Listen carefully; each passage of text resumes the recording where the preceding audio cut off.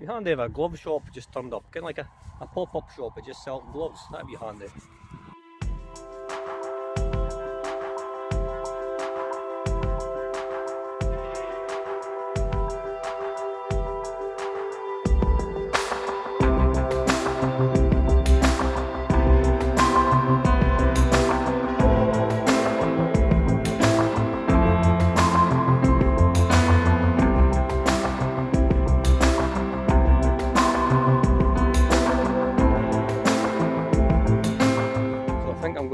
Jump over this fence, set up my camera and try and get some maybe panoramic shots, or maybe just a couple of good landscapes of the Strathmore Valley.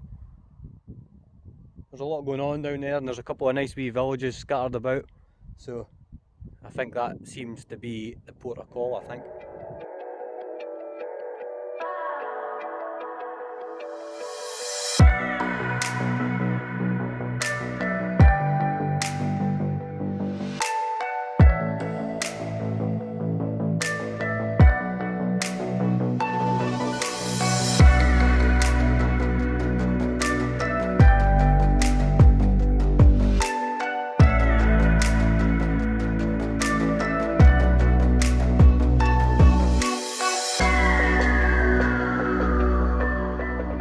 I'll just talk you through what I'm kind of planning on doing and what I've got on my camera just now.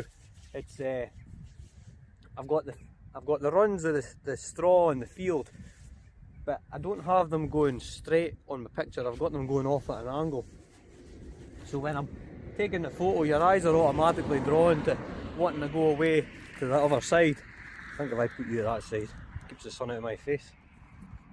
So I've got my phone, my camera pointing down to the left, and I've got the lines of the straw kind of running off to the right, and that rolls away and disappears into the foreground, and then you've got all the scenery in the background, and it just kind of drags your eye in.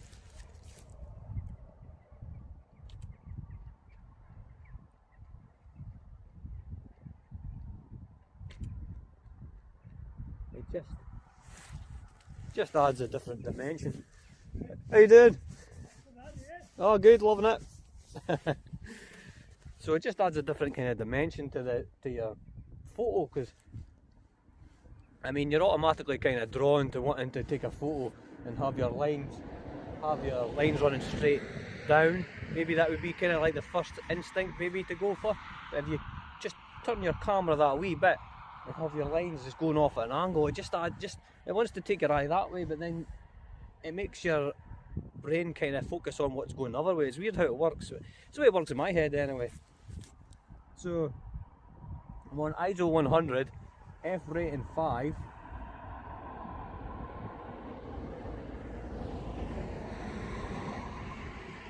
And I'm hitting 1/800th of a second, and that's giving me the kind of exposure I'm wanting. Yeah, it gives me enough. Wait till these cars go past. It gives me enough to play with in Lightroom at the end. It's kind of like an underexposed image that I like to get, but it seems to work with my style of photography. And the mist's getting thicker over in the distance as well, which is kind of what we're looking for. Maybe some gloves as well. Well, that could be something that I'm looking for. It'd be handy if a glove shop just turned up, kind of like a pop-up shop that just sells gloves. That'd be handy.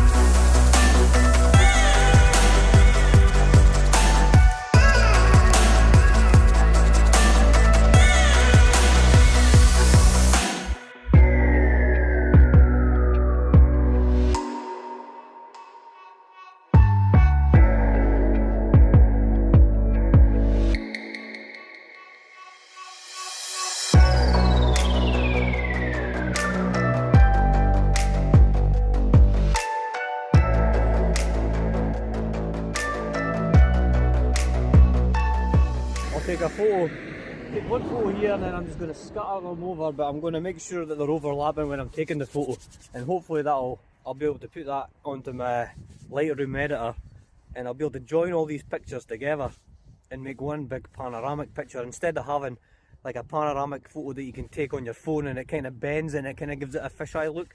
If I can take maybe 5 photos at the most overlapping, and when I put them onto Lightroom, as I said, you can, the Lightroom program actually attaches them together for you, and then you can merge it into one big landscape. So we'll start off shooting this way. So we'll take one like that, and then we'll just slowly turn it half, another one, and then half again, trying to keep it level. Another one, that's 4 I think, and then 5. So that's 5 different photos of the same subject overlapping each other. So when you do a panoramic photo on your phone, you're just taking one constant movement to try and get this panoramic photo, which spreads that 24 megapixel or 48 megapixel or whatever your phone is over that one picture. But when you're doing it this way, you've got 5 different photos of your 48 million megapixel on each one. So then you times that by the 5, and I'm no mathematician, but it's a big number. And instead of it kind of smudging the image, you're getting one solid image with 5 photos attached to each other. It's just like one big collage kind of thing.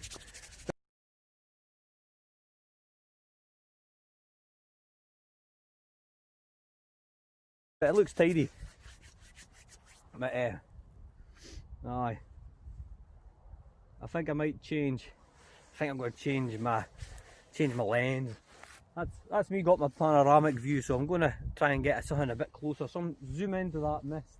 Maybe get the mist over in the background there with the turbines turning in the background. So I'm going to do that. We'll change the lens. That was my 15 to 45mm lens on, and that's me got it right open up to 45mm to take these shots. But we'll change it. We'll put on my 200mm lens and we'll get zoomed recht in, as they say. Aye, recht in.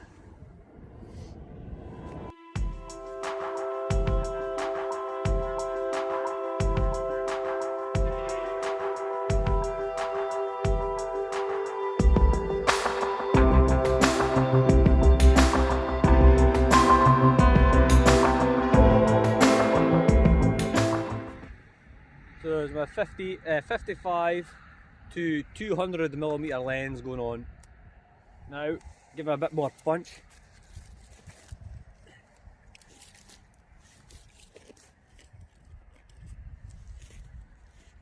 And I should get the desired effect I want off of this.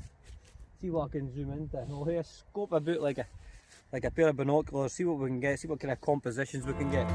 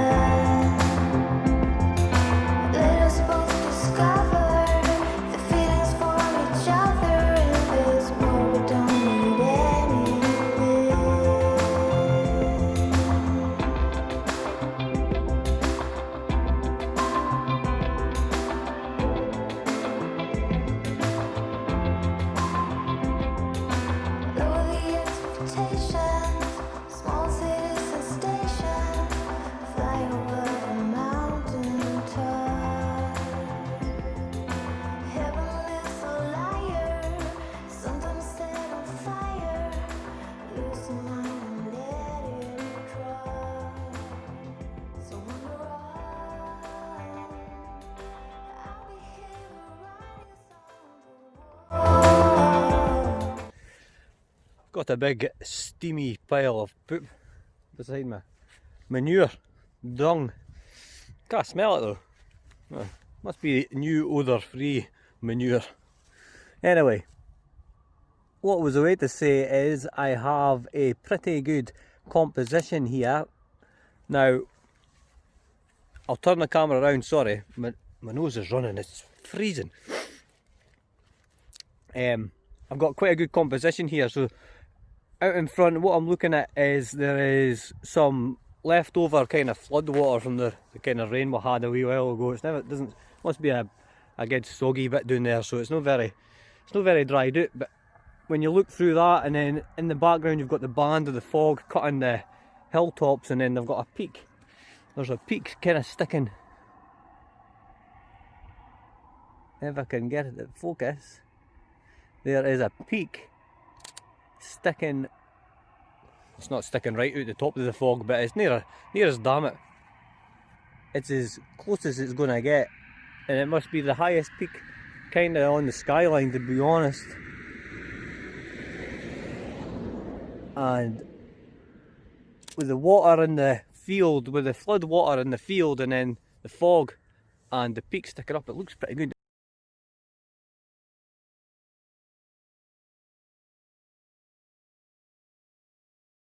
Here comes a bird. I wonder if I can catch that. No, too late. A bird came swooping into the image there, but I missed it. So anyway, so that's my kind of composition that I'm thinking about. Just across the hills a bit, there is a set of wind turbines, but we'll give that in a miss now. There's a bonny bit around here as well. Look, if I turn you around, so you do see my face. If I turn you around and see there, I think with the leading lines, I know earlier on I was taking photos with the lines going at an angle, but with these leading lines shooting forward, there's like a misty layers from dark to light grey as it goes on further away. Looks like it would be a pretty good composition, but the one I'm shooting at just now, we'll get back to that, I get easily distracted, is away over here. I wonder if I can zoom in a bit. No, I can't. So that peak there, and then just underneath there's the watery field, which is giving off a reflection, which seems to be making a pretty good photo, and I'm quite happy with that. So I'm on a f rating of 5.6. I'm on my ISO 100. I usually like to do. Very rarely float away from ISO 100 unless I really have to. It gives you the clearest image. I think I've said that before. And then I'm on 1/500 of a second, so that's quite a quick shutter speed, just to keeps all my ratings down at the right end. Plus, I'm still not using filters. So I've took a couple at 1/500. Oh, I can't even speak. My lips feel like they're way too far off, and it's only like -2. Anyway, so I was on 1/500 of a second, and I've changed that to 1/800 of a second, and that's just made my picture that wee bit darker. And by doing that, it gives me a little bit more play in Lightroom when the images are a bit underexposed. So now I'm going to turn around and I'm going to shoot over to my right as we're looking down here, and the Angus glens are sitting there, and they're sitting quite proud. There's Glen Prosen, Glen Clover, and Glen Prosen. I've forgotten the glens. I've forgotten the glens. Me trying to sound like I'm on the ball, I've forgotten the glens. So there's Prosen, Glen Clover, and Glen Doll. I'm sure that's the three that are there. There's Glen Moy and Ahan as well, but that's the three main ones. So I'll go and turn my camera around, and maybe by the time I've done that, I'll have remembered exactly what the glens are called. So, back to the names of the glens. Definitely Glen Moy, Glen Prosen, Glen Doll, and then there's Glen Clover as well up there, so we'll go with that. So that's the Angus glens. They just, if you go further up towards Aberdeenshire, you'll start hitting the Cairngorms, and then you've got Glen Lefnett and Glen Esk and stuff like that. But that's the hills we're seeing over there, the new. So, but if I turn, I've took a couple of photos over there. Sorry about that, my nose is numb. It's like nipping. But so took a couple over there, came up decent enough, but I prefer the one with the peak in it. And I'm going to turn around and I'm going to speak about the one, as long as I can keep the sun out of my face. There's the one that I want to get over here, just with the leading lines of the hay. So we'll go and turn that around just now. And then I think I will call that a day. I think I might nip the Glams. And I've been there before. It's one of my favourite places to go and take photos. It's so photogenic, tiny wee village, and it's only 5 minutes up the road there. But this is looking pretty damn good, this one, with the layers of the mist. If I can keep the road out of it, don't want the road in it, the road's going to kind of ruin that. Yeah, that's very, very misty, very mysterious looking.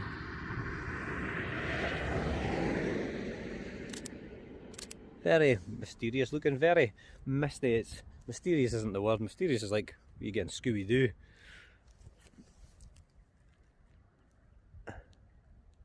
It's just very, it just looks good. I can't think of the word just now because I'm that cold.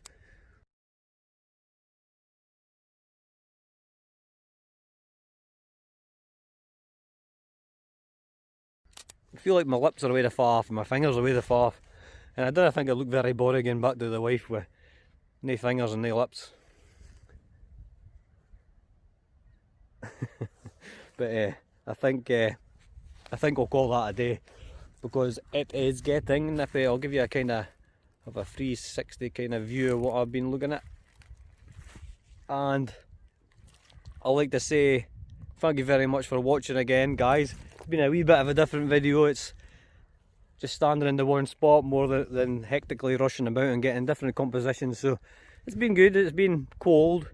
It's been beneficial for me. I think I've got some good photos there, and hopefully I'll see you next week with fingers and lips, because if I do have fingers and lips I wouldn't be able to do a video. So thanks for subscribing if you have, and if you haven't, please subscribe. It really does help the channel. Remember and like if you like what you're watching, and leave a comment. That really helps the channel as well. It really helps me progress through YouTube as well. So if you can do that, guys, I would be over the moon, and I'll look forward to seeing you next time with all my fingers intact and my lips on my face. And aye, so I'll see you in the next video, wherever that may be. And thanks again. I really appreciate you guys watching. Cheers. So I've come into the village of Glams to get my wee bit of footage that I said I was going to get. Remember when I was up on the hill looking at the glens, when I forgot all the names of the glens? So I've come into Glams and I got the drone out and I've got a bit of footage, so I'll let you guys see that now. And if I've not said it already, cheers for watching, guys. I appreciate it. And that's my attempt at a wink. I've been told I'm not a very good winker, if you know what I mean. Right, cheers guys, thanks.